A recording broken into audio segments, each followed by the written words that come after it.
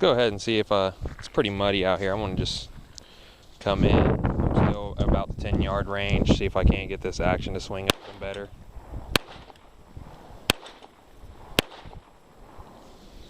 And I'm out again.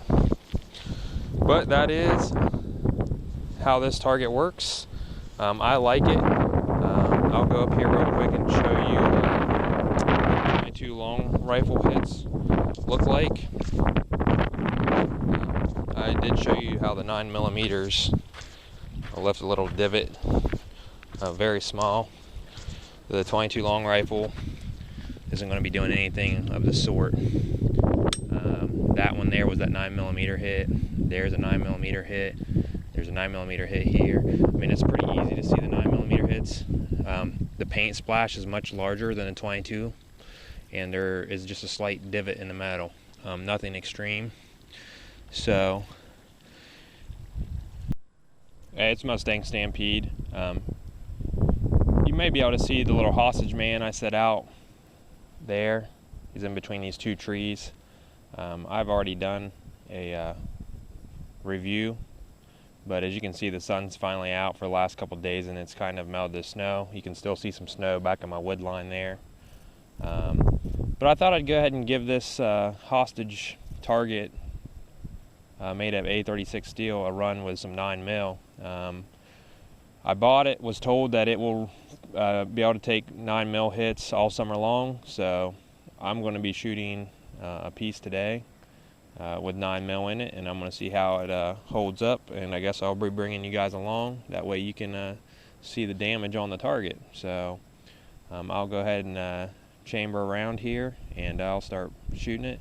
The piece I'm going to be using is a Stingray C from Canik or Canik 55, however you want to pronounce it. It is a 9mm by 19 Parabellum, which is the same thing as a Luger. So I'll go ahead and chamber up around here, and we'll see what we can do on this hostage man here.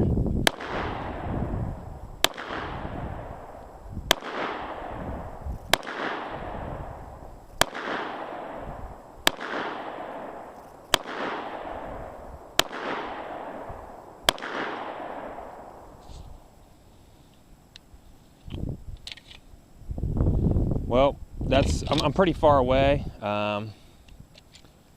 One more in a chamber here. Let's go ahead and see if I can get a hit on that. I'm not super far away, but I'm definitely not. I'm probably well over 10 yards, which is recommended for shooting steel. I'm probably more like 15 or 20 yards. But I did hit it twice, and we'll see what the damage is here.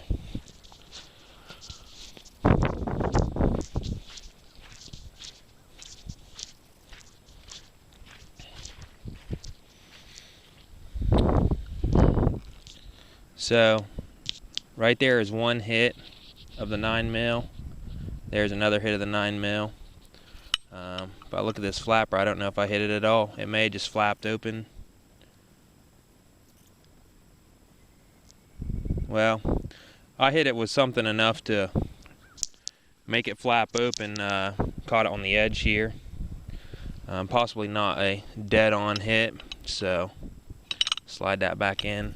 I'm gonna go ahead and pull this up here.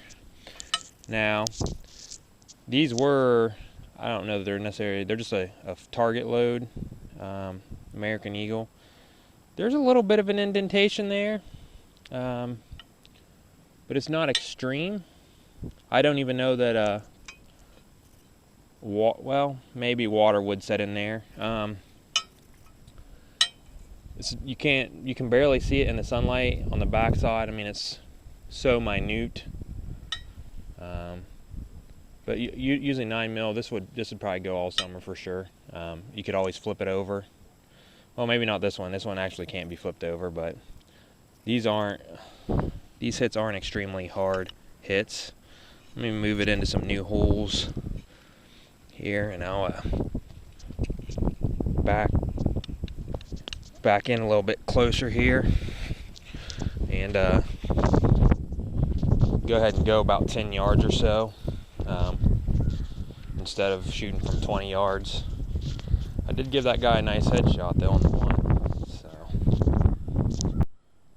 all right, I've got 2 magazines. This time I only put 5 rounds in each. That way I can actually change out mags. Probably about 10 yards, 12 yards away. It's probably about 10 yards. So I will go ahead and load up here, and I'll see if I can't hit this a couple more times here.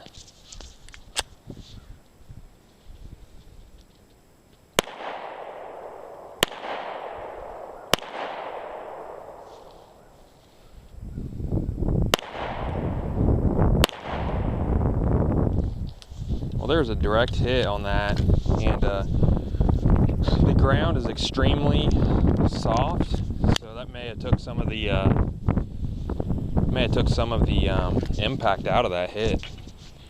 It moved twice this time around. Oh yeah, that definitely rocked her back. There's a hit there. This time there's a direct hit on the plate. On this time around here, it says 9mm. You can see on this side that hit that corresponded right here. Let the paint crack back here. And remember, keep in mind, this is A36. If you're going to be shooting this target all the time, you definitely want to go to AR400 or AR500 steel. I do know that a lot of clubs or ranges, since they're shot daily, with varying grains of bullets and calibers and power or whatnot, they are definitely going to be AR500 steel, which that's always an option. You know, just a little bit extra money there. I'm gonna go ahead and rock him back up a little more, and see what we can't do. Back up here again.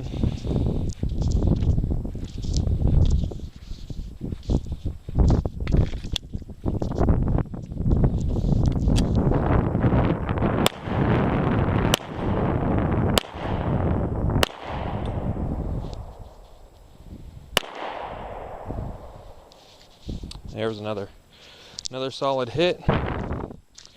And again, this ground is super soggy, so there's 2 options here. Let me go ahead and clear the weapon and put it on safe here. Alright, so again, what I was saying is there's some options here. I'm not sure if you can see this, pardon my hand. The ground is so soft here that every hit is making the target move some, so that's kind of a problem. But however, again, there are some fresh 9mm hits all around here, and one good hit there, and that time it didn't crack the paint on the other side. So 2 options: upgrade to AR400 or AR500. It would be a little bit heavier, or you could always extend these out some if you're shooting in the spring or fall when the ground tends to be moist. You know, extending those out definitely allow me to reach through the soggy ground and start hitting some solid ground that's not all mushy. So anyway, that's shooting the hostage man target with 9mm out of a Stingray C from Canik 55 or Canik 55. I'm going to be shooting the smaller hostage guy using a Rigger 1022 target model. It's got a bull barrel and a scope. We're shooting very close. It's still real muddy out everywhere, so we're not going to tromp through the mud, but do want to get a video up of this little target in action. And we'll pretty much guarantee hits with this. We've been using the pistols, and even at 10 yards, it doesn't like to stay open too often, but we definitely get some good flashes from the flapper using the rifles. So just to show the action of the hostage man here, we're going to use the rifle. Go ahead.